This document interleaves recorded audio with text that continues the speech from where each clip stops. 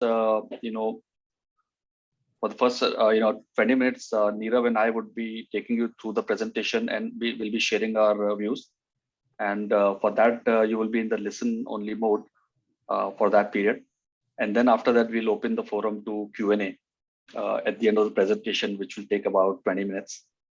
So while asking the question, you can raise your hand, using the Q&A feature. So without further delay, I will hand it over to Nirav, and I hope the presentation is visible on the screen. So over to you, Nirav. Thank you, Sanjay. Good morning, warm welcome to all of you. We are keen that we make this fairly engaging. I'll try and restrict our views both on the macro and the markets. I'll try and wrap it up in 10 minutes, and probably Sanjay will take another 10 or 15 odd minutes, and then we'll move straight to question and answer sessions. The context of what we want to cover, obviously a very brief run through in terms of what happened in FY22. What are the key drivers for the markets in FY23, and obviously the enablers for that, both at the macro level and the micro level. Over to the next slide. This is interesting that we got a very, very decent 18% returns in FY22, given the fact that we had a very, very strong FY21 as well. And I think a lot of us don't appreciate this, but even if you take a normal year, which was probably FY20, we just had the pandemic impact in the last 1 month. Corporate profits, only if you look at Nifty, they are up by about 50%. So it will be close to about 6 trillion rupees in FY22 or about 4 trillion in FY20. So the performance has been backed by a very, very strong return in the underlying profit growth rate. When you look particularly at FY22, what has driven the markets is largely what you would call the commoditized market, which is the commoditized sectors, metals, energy, and IT services, which is defensive. And if you briefly look at the chart, this swing happened once you started pricing in the new dynamics around the Russia-Ukraine war.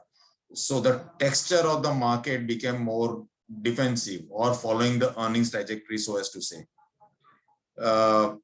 India is unique in a sense that it has got about 35% weight in Bankex itself, a serious underperformer, and actually this has surprised us, and we'll get into details, and I think even Sanjay will talk a bit about it. While we've all been anchored around the fact that credit cost, we are behind the credit cost cycle, I think the real pain point for the banking index is the outlook on the growth. So the credit growth is just about 9%. If you look at the last decade, and now we have got a credit to GDP ratio which has stagnated at 50%.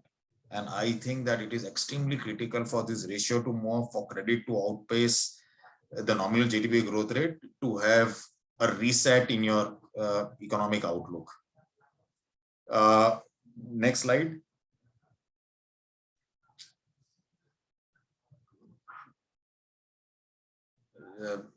Can we just move to the next slide, please? Yeah, so FMCG, Nifty Auto and Nifty Pharma underperformed the market. In some of the cases, the underperformance is marginal. But I think there are also subtle changes that are happening. So Nifty FMCG, for example, has been the darling of the markets for the last 5, 8, 9 years, right? It has got progressively re-rated from about 30-35 P to a peak of about 60-65 P, and now it seems to be sort of pulling back. And there are reasons for that. One obviously is the fact that as the earnings growth gathers more momentum and it's more widespread, the investable universe also tends to increase.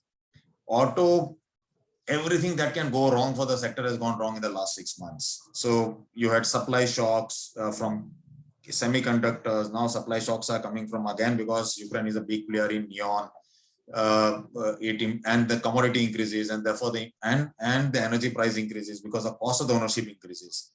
But when this is done and dusted, I believe that over the next couple of years, this is a sector that one should very, very seriously look at.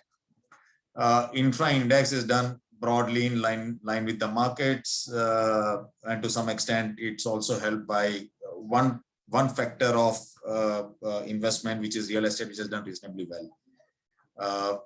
Or next slide, please.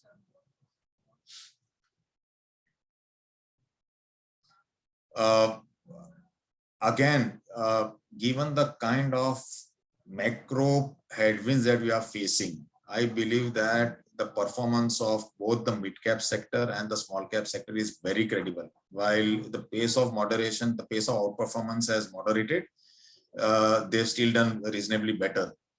And it's critical that so if the economy does well, the broader markets does well. And so far, I think that the resilience that we've seen in the market is largely because of the fact that so far the economic momentum has held up. But when you look at the next several years, you have to be very, very selective about what sectors and what companies you want to bet on. Because I think the valuations are now slightly above the large cap valuations. Right now they are supported because the growth rates are higher. But like I said, it's important how we look at over the next several years to try and get a sense of what the equilibrium valuations are going to be.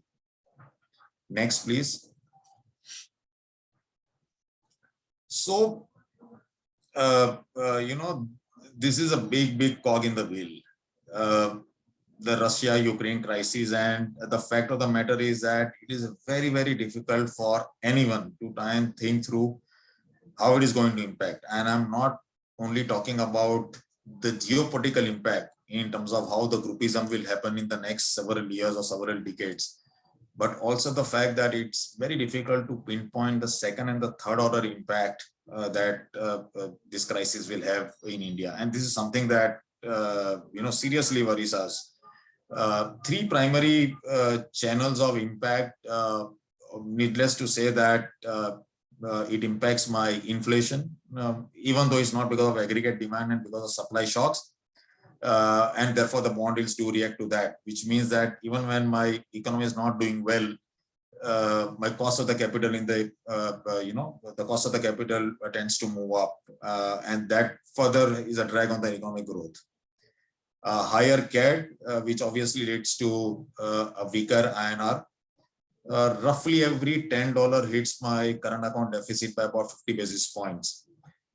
Also, you have to appreciate that the impact that a crude oil price has when it moves from $80 to $100 is probably lower than when it moves from $100 to $120. So the gravity of the impact that it has on a growth goes up disproportionately as the crude price keep on rolling higher. None of us know what the threshold level is, but it is certainly a cause of worry. Today we are talking about unabsorbed deficit close to about 3.5 lakh crores if I had to take a crude oil price of $115, which is a serious drag. And I'm not even talking about the subsidies on fertilizers and LPG and stuff like that. We are slightly, I would not say slightly, we are in a far better position because of the wealth that we have created in terms of forex reserves, right? So today my forex reserves are higher than my deficit that I run, as well as the short-term debt, the dollar debt that I've got on my books. And that probably has explained so far that your rupee has held up relatively well in another scenario, and we don't have to go too long back. We saw how we were hit when the rupee collapsed. This was in 2013 during the QE tapering. We are nowhere near that, so that's a good part. And obviously, when the prices move up, there is an elasticity that kicks in, and therefore it starts impacting the consumer demand. Next. So markets now, obviously it's always challenging to try and look at what the markets are going to do, but this is what is very surprising, that even if I had to assume $100 of crude, if I take rupee at about $78, I still believe that the earnings impact on Nifty is just about flat. It is just that the construct of the Nifty is such that you've got far greater gains in stocks like in sectors like commodities and IT. And obviously, the guys on the other side of the table are cement, autos, and which sort of negates each other. So the earnings are resilient, which means that you could probably get returns in a normal situation in line with the earnings growth rate. We are looking at 20% earnings growth rate next year. Fairly confident about the visibility of earnings in FY23, given that the starting valuations are higher. If we look at the last 5 years average PE multiples and assign a PE of 19, you get to an index target of about 19,000 for March 23, which is when you start looking at FY24, where you also expect another 15% growth in earnings. I still believe that the markets will be back-ended. We are hoping that the resolution around US, Ukraine, around Russia, Ukraine crisis, we get to some sort of resolution in the next 6 months. That is also a time by which you are likely to see the impact on growth in the real economy. Today, the prices that you are seeing are largely the ticker prices. It is not that you started buying oil at $115. It is not that you started buying aluminum at $3,400 a ton, stuff like that. The impact happens in the economy with a bit of lag. We are seeing most of the companies are taking price increases. We have no doubt that this will impact the volumes, and therefore it will balance between how much volume do you lose and how much margins you want to regain.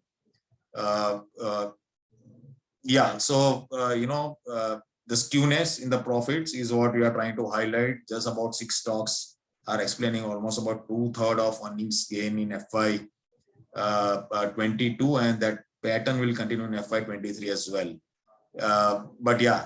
Like I said, it just provides more resilience to my Nifty earnings. But I would also say that the quality of earnings obviously gets lower when you get into more cyclical sectors. Next, please. So I think I broadly covered that, but just to give you the numbers, crude at $100, Madhya Economics, pencils about an 80 bips of cut in real GDP growth rate. We are looking at an INR of about $78, which is a depreciation of about 3.5%. What is also very interesting, and I think one of the reasons that we have reasonably done well on rupee is because essentially rupee tends to follow the relative gap in inflation with your trading partners. Globally, inflation is higher. At least in my lifetime, I have not seen US CPI being higher than Indian CPI, which is the case now for the last several months. So the fact of the matter is that dollar is also losing its value, and rupee is also losing its value against hard commodities, but vis-a-vis each other, they are probably holding up to some extent. We expect this trend to continue unless and until you see a sharp reversal in these commodity prices. One thing I want to highlight that when your economic growth slows, you don't necessarily have to assume that profit slows. It does slow for the sector as such, but you can, depending upon at what stage of the cycle you are, you can also have profit to GDP ratio that tends to move up. It has been moving up for the last 2 years, despite the fact that your nominal GDP is just about where it was pre-pandemic. I think that that trend will continue, which is also means that there is a lot of consolidation towards organized sector and away from the unorganized market. Next. So I genuinely believe that instead of passing on the increases of the crude oil to the consumers, given the fact that your economy is not exactly firing. When you look at the global countries like US and UK, their economies are firing. So if you look at the PMI indices, they are shooting away. We are just sort of finding our feet. So we don't have too much of capability to absorb this kind of shocks. Ideally, we would be far more comfortable if a large part, or let's say 50-60% of the gap that I talked about, which is 3 lakh crore, should be taken on the fiscal books. And you should just gradually increase the prices and no more than 7-8%. I think the final outcome in terms of how the economy absorbs that will be far better than you were to pass the entire cost increases to the consumers. But the point that I need to highlight is that we could react there could be some policy mistakes along the way, and that can complement your outlook on the economies, the companies, the profit growth. I also believe that RBI should be sounding hawkish, right? Because your objective is to try and sort of temper the inflation expectations.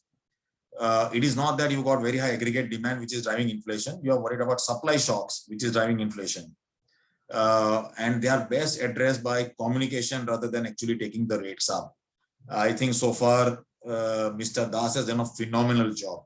And I think which is why we've done extremely well through the pandemic time. And I hope they continue with that policy in terms of maintaining an accommodative stance and trying to keep rates lower for longer. Obviously, inflation plays a role, but if you assume it's a supply shock, then it follows its own cycle more than anything else.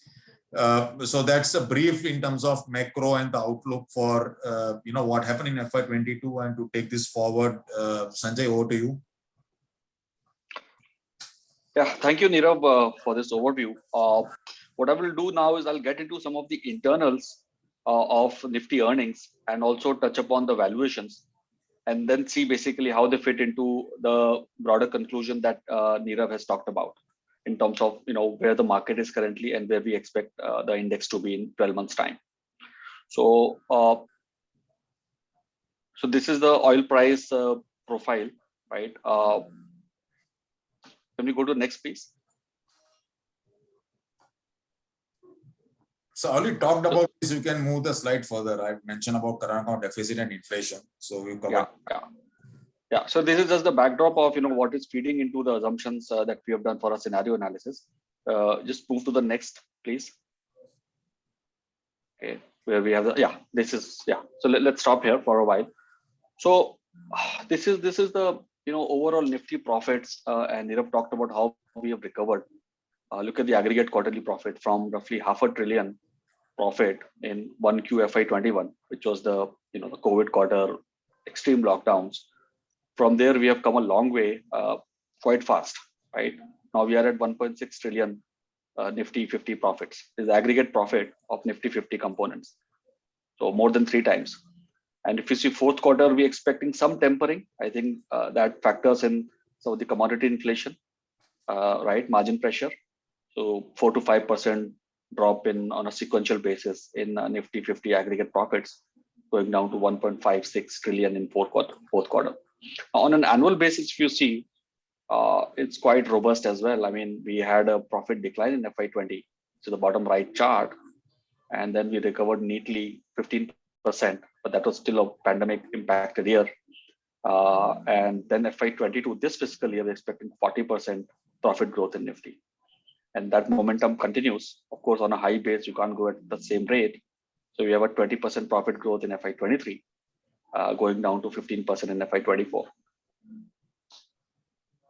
And going to the next slide, so that profit delta, the profit increase, where is it coming from? The big 6 stocks are accounting for much of the increase, both in FY22, if you look at the top right chart, as well as in FY23. Okay, and we're expecting around 7.3 trillion Nifty 50 profits in FY23. Okay, now, so we have done going to the next slide. We have done a scenario analysis based on some of these assumptions, trying to extrapolate the current conditions with regard to commodity inflation, bond yields, the impact on growth, impact on rupee, and try to see what kind of an impact it would have on Nifty 50 aggregate profits and also on EPS. So the key assumptions that we have used for this scenario analysis: $100 crude on an average in fourth quarter this year, fiscal 22, as well as throughout the next fiscal year. Real GDP growth rate of 7.5% versus the current base case of almost 8% real GDP growth next year. Nominal GDP growth, not much difference. Inflation is high. USD INR of 78 rupees next year on an average, and GSEC yields being higher by 25 bips. If you look at the bottom chart here, on the left hand side, there's hardly any impact in the downside scenario on the Nifty profits at the aggregate level, right? And I just want to move to next slide before I come back to this again. And why is this happening? Because if you look at the bottom left chart, the big four sectors are accounting for almost 70% of the Nifty profits, and some of those sectors are actually benefiting. Oil and gas, IT services, metals and mining from higher commodity prices, and also weaker rupee. Banks also very large contribution to profits, fairly resilient in the downside scenario. Okay, these four sectors are they're actually contributing positively in the downside scenario, right? So there's no downside. So where's the downside coming from? If you're saying the overall Nifty profits are going to be flat, let's go back back to slide 18 again, and look at the bottom right chart. There's a lot of skew in the other sectors. The biggest sector which is getting hit is auto ancillaries, followed by cement and consumer goods. And so this is primarily coming from margin pressure, both at the gross margin level as well as at the overall EBITDA margin level, because of higher freight costs and higher other indirect costs due to inflation. At the same time, in certain sectors, top line is also getting impacted in this scenario. Basically, your volume growth weakens. As we said, we are assuming some impact on GDP growth rate as well because of higher oil prices. So that impacts your volume growth, and there is a pass through which is happening of the higher input cost, but that is not sufficient to cover up for your margins. So on a net basis, there is negative impact on the top line, on the revenue growth as well of these sectors, auto, consumer goods, and cement. That's why these are the most vulnerable to, if the current conditions were to sustain in a downside scenario. Yeah, on the next chart. Yeah. Now, so having talked about the earnings and basically sort of concluded that there is high degree of earnings resilience in Nifty 50 profits, right? Let's look at the valuations. So last 10-year average Nifty forward PE has been 18.6 times, and we are slightly above that. This is Nifty at 17,000 plus. So a smart recovery has already happened in Nifty. So at the peak in the last 6 months, Nifty PE was 22 times forward PE, and that got derated to 18 times when the Nifty was at its low about 2-3 weeks ago at 16,000, just under 16,000. So we had quite a lot of derating, and it's a mix of price correction as well as time correction. And now we've started sort of recovering from that trough. Part of that is because the oil prices have started easing. So if the oil continues to ease, if we go back to, let's say, $90 or so, obviously there is a lot more upside to the market from here. Okay. So the current valuations are slightly ahead of last 10-year average. So that is comforting. If you go to the next slide, please.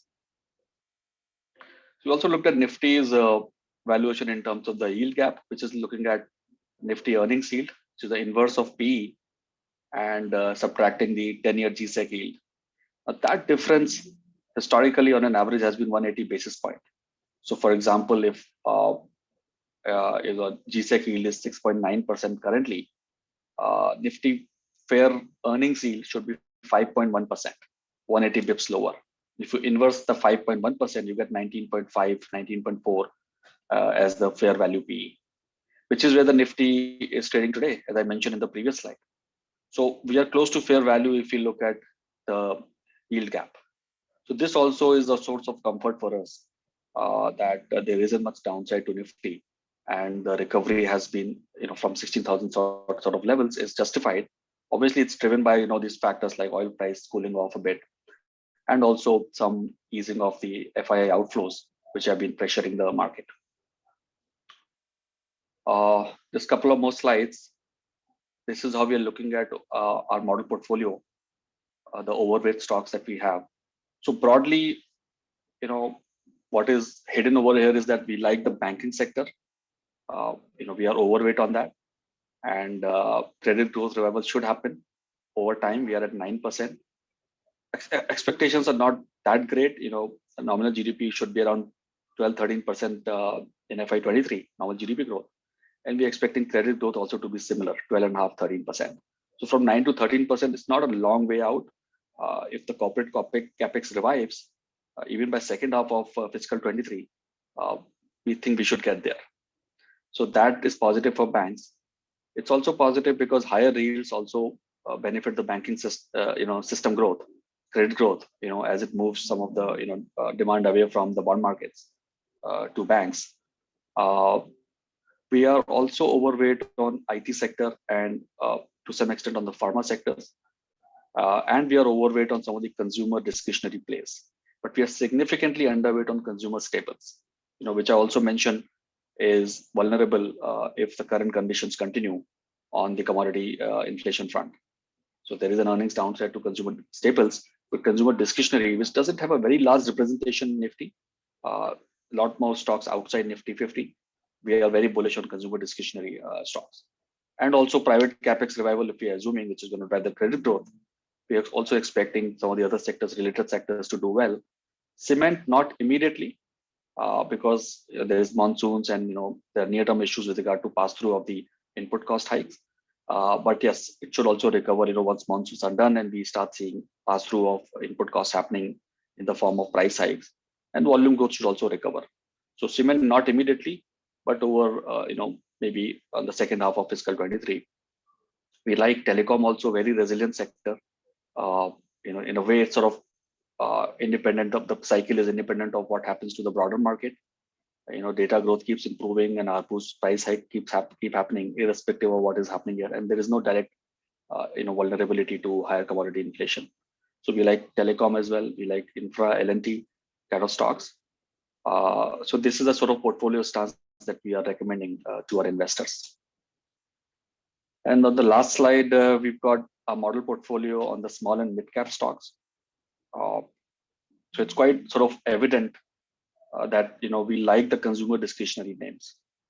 And if you see, we also like IT large caps, so we also like IT mid caps, right? There's a very strong tech spending cycle which is going on. So very strong earnings momentum. You see some of the stocks that are appearing there from IT, mid cap and small cap sectors as well. And also we are selectively bullish on some of the auto ancillaries. Yeah. So that does it from my side. And we are opening the floor to Q&A. So please feel free. You can raise your hand if you want to ask a question.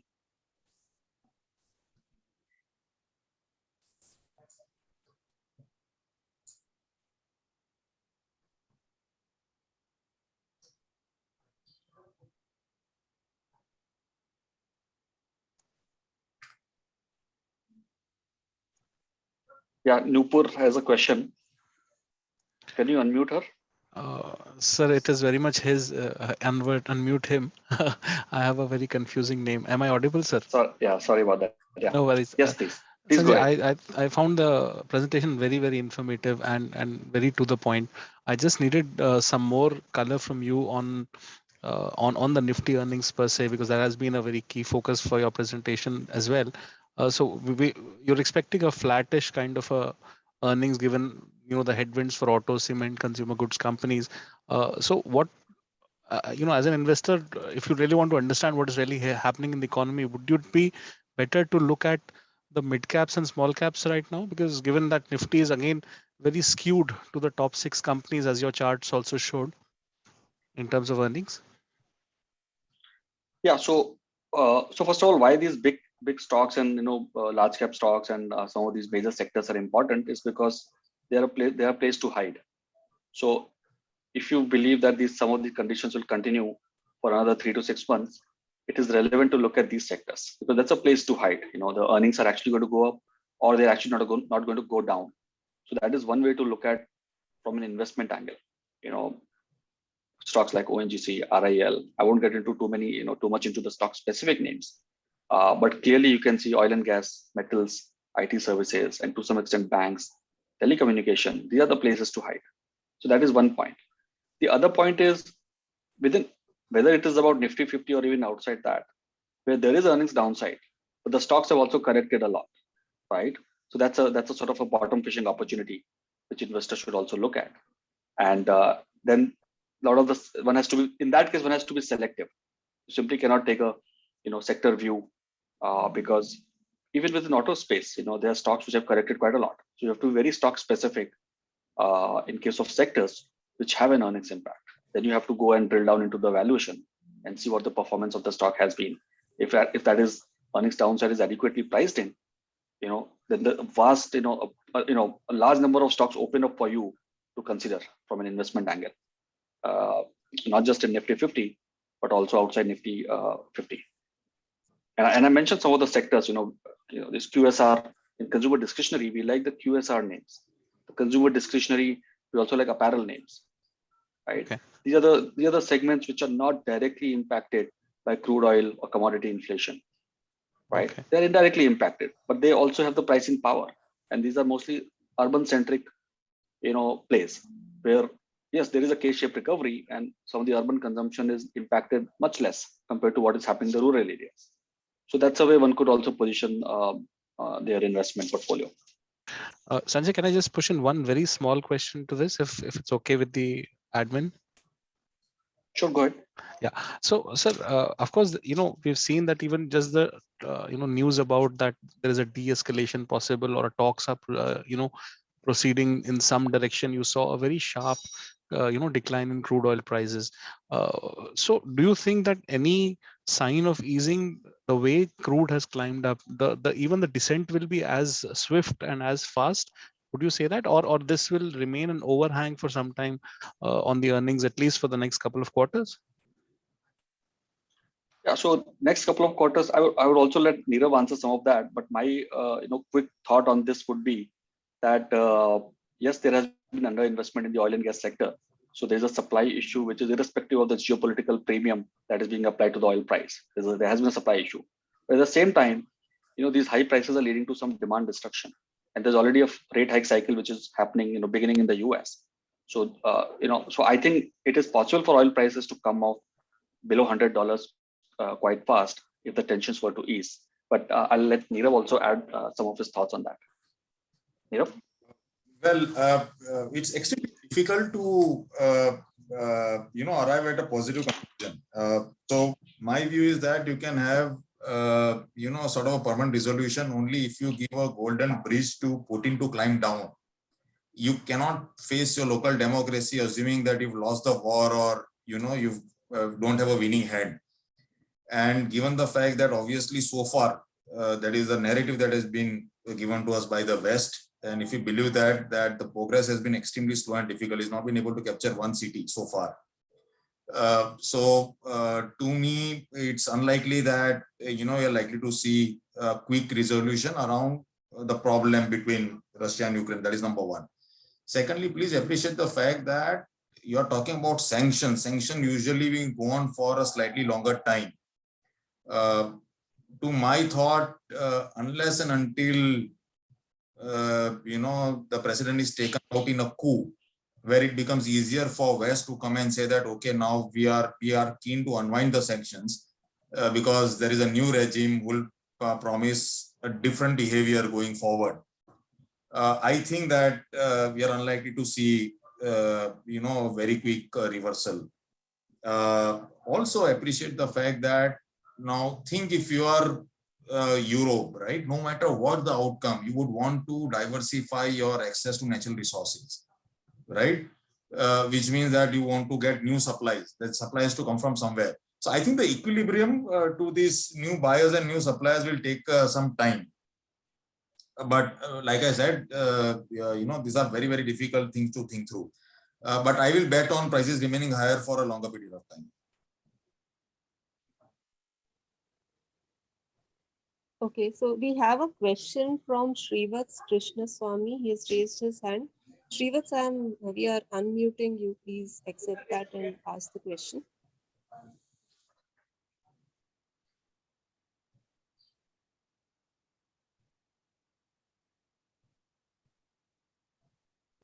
Hello. Yeah.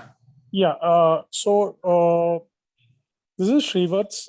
I had a question on whether is there any visibility on how the FPI flows will move this year, given the backdrop of a likely,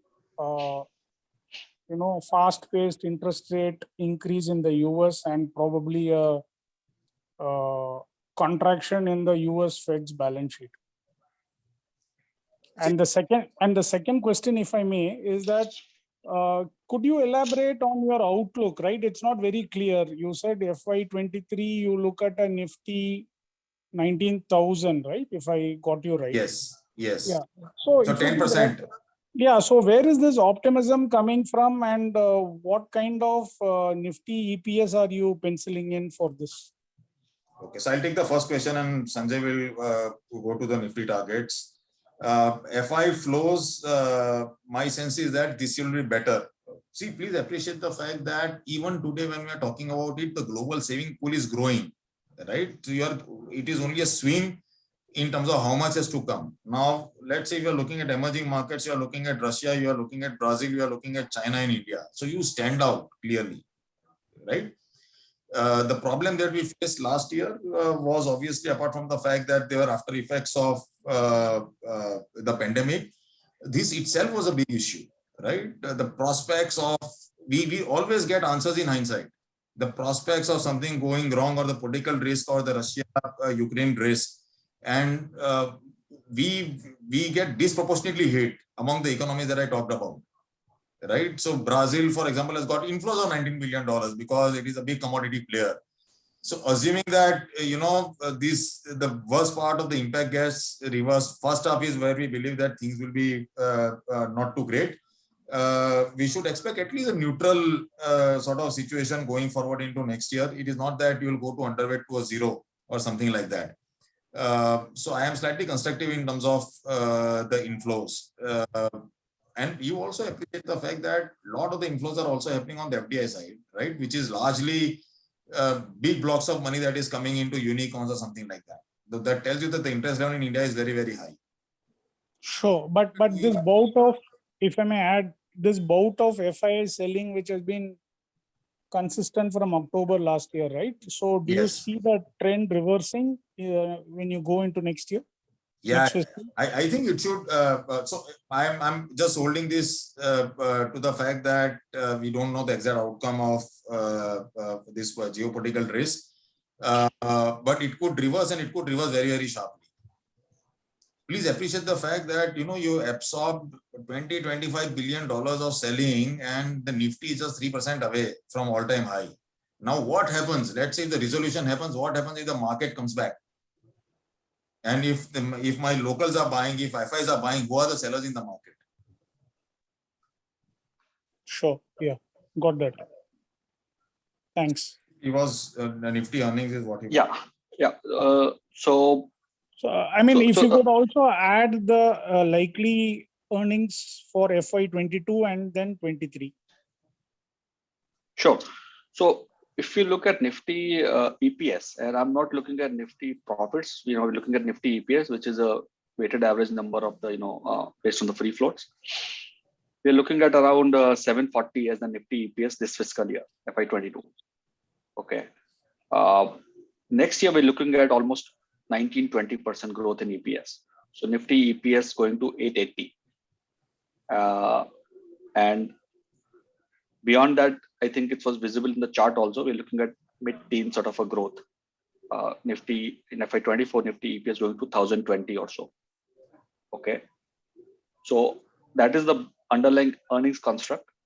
And the multiple, I mentioned that we are using, average multiple of last few years.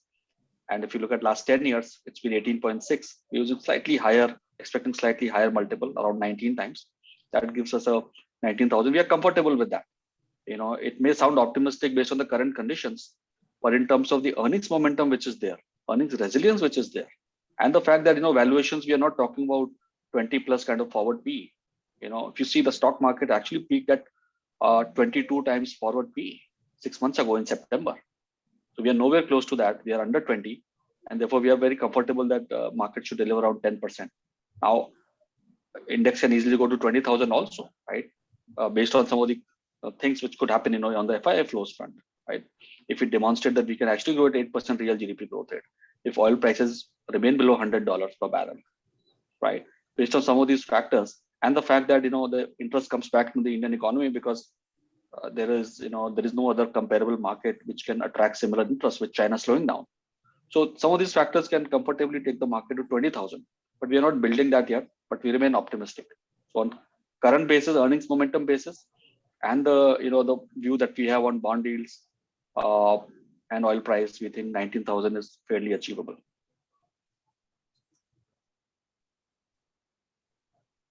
Thanks, Sanjay. There's a question from Ruchit in the Q&A. I'll read that out. Yeah. We have seen outflows of $20 billion from FPIs, which is even higher than what happened in 2008. When do you see a reversal in trend, and what could be the triggers? We of course saw some buying in last few sessions. However, that isn't a reversal, I believe. So that is exactly what Nidhi I just answered. But just to add, I was just referring to the fact that when you try and project the flows, right, and this also implies for our own local flows, your income is growing every year. So whether it is household savings, corporate savings, they tend to increase every year because there is a growth in economy every year. That is true for India. That is true for almost all the economies in the world, which means that there is a certain segment of that accrues to equity. A part of that goes to deposit. We don't question the fact that my deposits are growing every year at 17-18%, no, because my incomes are growing every year, right? So likewise, when you look at FI flows, it is not that, if they get very bullish on US, all the money will go into US, right?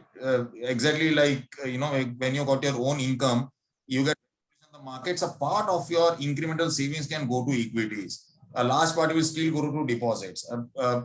You will still be insuring yourself. So that is the way you look at it, right? So even, for example, we are comparing today an outflow of $20 billion, which is higher than 2008.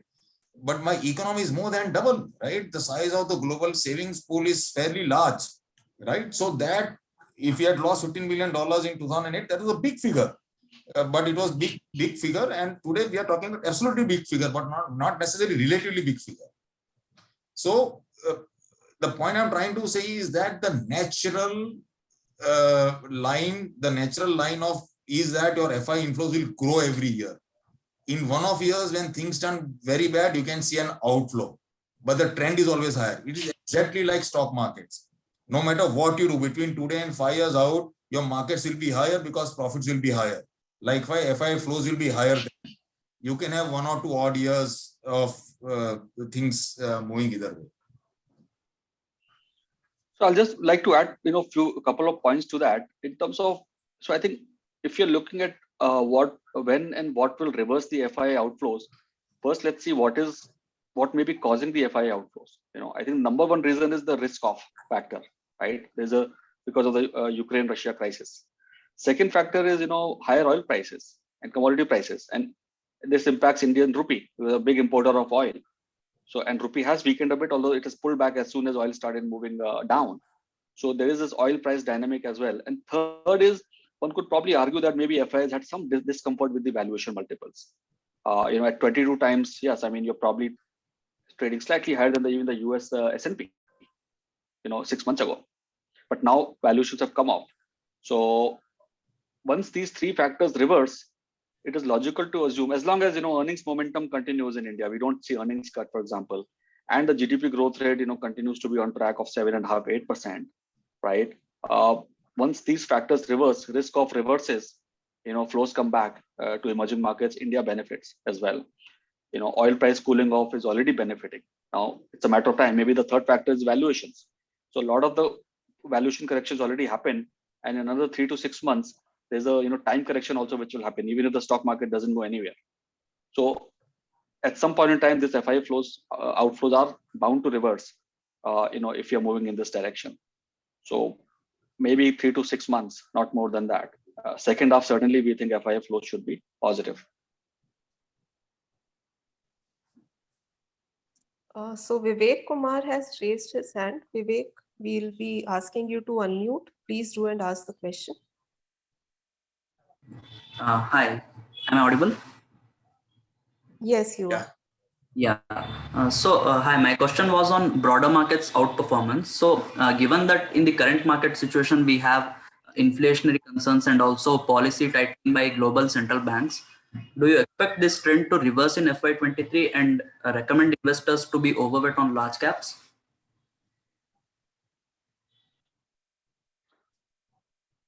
Nirav, should I go ahead? Yeah, go ahead.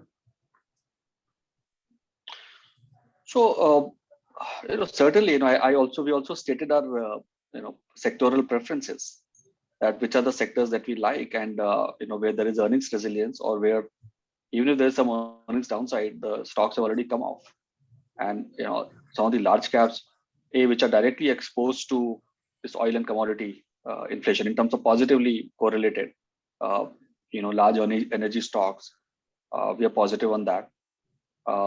Banking stocks, banking sectors, as a whole, we are positive, because as I said, we are expecting credit growth revival to happen this year, and some of the banks are, valuations are quite reasonable there as well.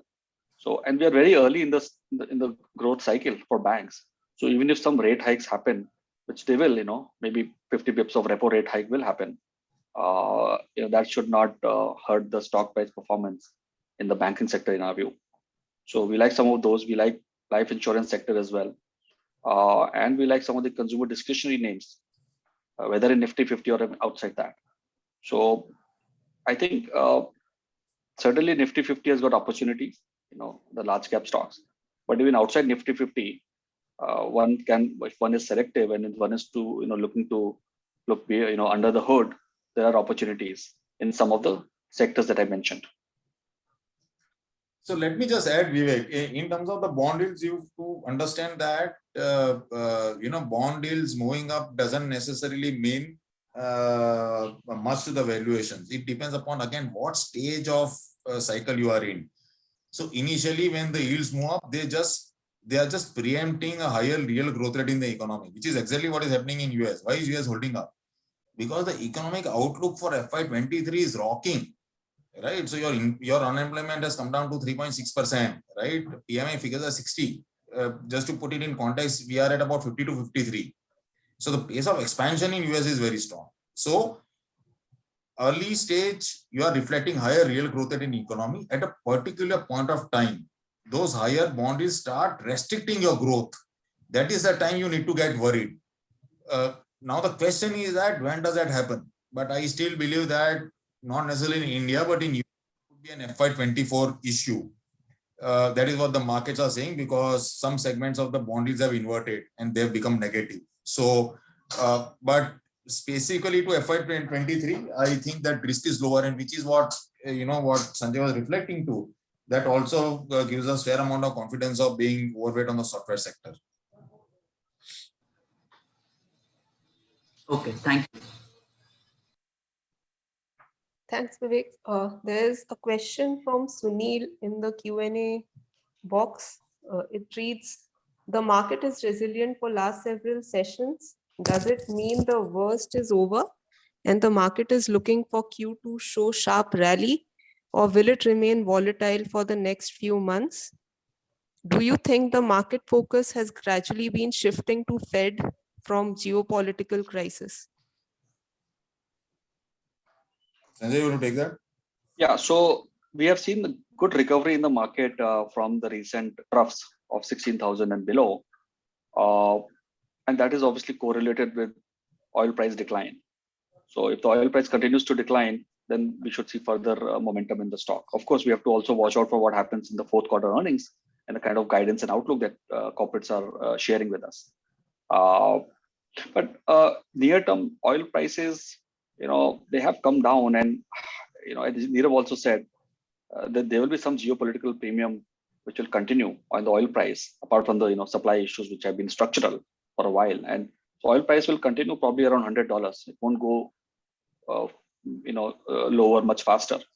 So, and I think market is, and that's why the market will remain around these levels. We don't see a market breaking out from here quickly, because FII flows, outflows are sort of just about easing now, right? So we are not expecting any big inflection point in the market from here. it will remain range bound, because if now the further rally is contingent upon these 3 or 4 factors with regard to earnings performance, outlook, oil price, and also one has to watch out for the pace of Fed rate hikes. 25 bips is par for the course, but if we have couple of FOMC meetings with 50 bips hike, that is bound to have some impact on the on the emerging markets. Neerav, you want to add? Yeah, so to be fair,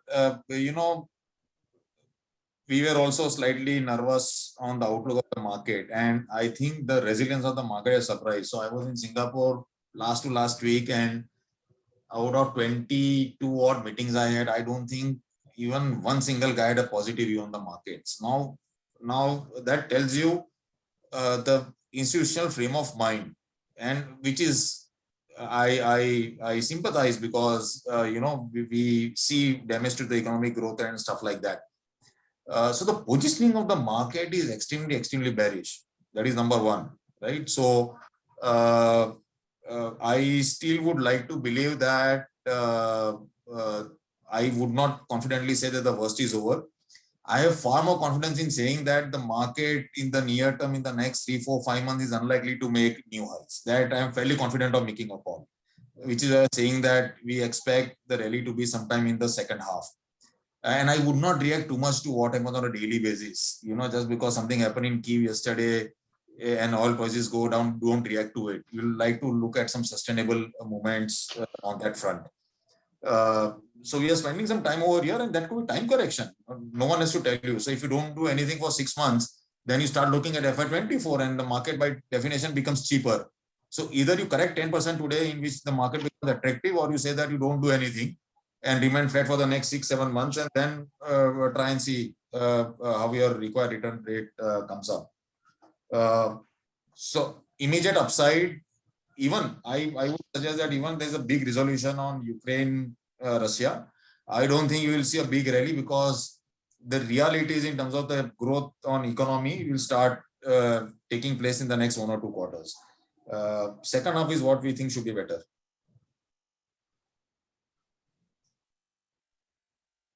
There's a question from Nupur.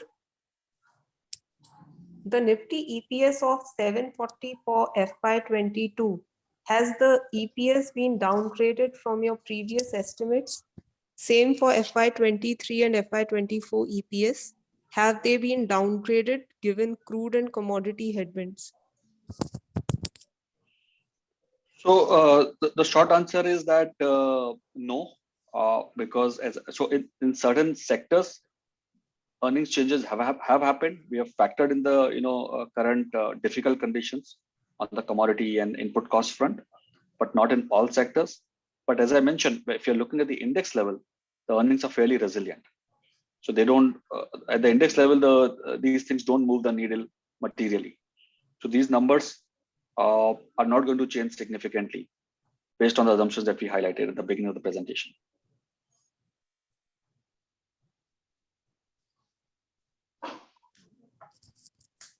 Okay, I think that was the last question. And I think we are finishing it well in time. So if there are no more questions, I think we should be able to close this session now. And we would be sharing a detailed press release with you today, with all the participants. So thank you for joining this session on market There is outlook for one, 2023. because we have a couple of minutes, I think there is one chat which is typed in Hindi. I don't know. Yes, I think something has come in Hindi right now. India में political situation stable है, GDP growth भी 8% रहने की उम्मीद है, तो क्या कारण है इंडियन मार्केट से एफपीआई लगातार निकासी कर रहे हैं, डॉलर के मुकाबले इंडियन रुपी कमजोर हो रहा है?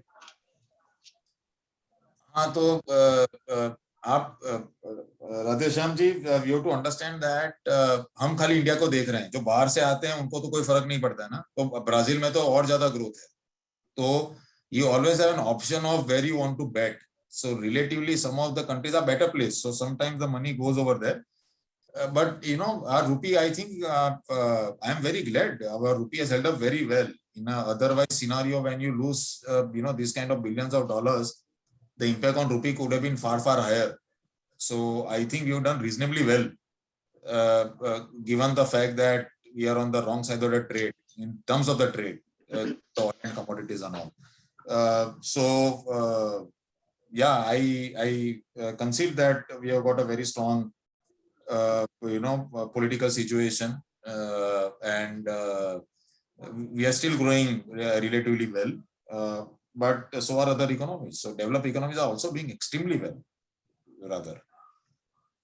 And, I'll just add a couple of points here. We have some data कि जो outflow हो रहा है FPI का, ये सिर्फ इंडिया से नहीं हो रहा है.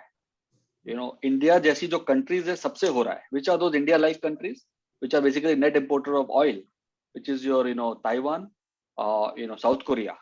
Big outflows have happened there also. वहां पे भी हुआ है. कौन सी कंट्रीज में आउटफ्लो नहीं हुआ है, नेट इनफ्लो हुआ है. Very small number, but net inflow हुआ है. These are Indonesia and Malaysia, because these are exporters of these energy and commodities. So there is clearly a commodity angle to the outflows which have happened. We unfortunately we are 85% of our oil we are importing from the world. So हमारा जो खर्चा बढ़ रहा है, consumer is getting impacted, and also government fiscal deficit will also get hit. So because of this front, there is pressure or anticipated pressure on the rupee, जिसके कारण people are pulling out the money. But all that will reverse, once some of these things stabilize. I hope that answers your question, Radhesham.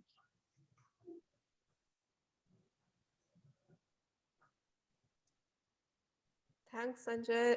Thanks, Nirav. Thanks, Thank you. everybody, for the questions as well as for attending today's session. If you have any further questions, we would request you to reach out to us or to our PR agency, Whitemark Solutions, and we'd be happy to answer them. We will be sending out a press release today, maybe in the second half, and a lot of your questions may be answered there as well. So thank you once again for joining in. We are now closing this session. Take care. Thank Have you, a good everyone. day. Thank you. Have a good day. Bye-bye.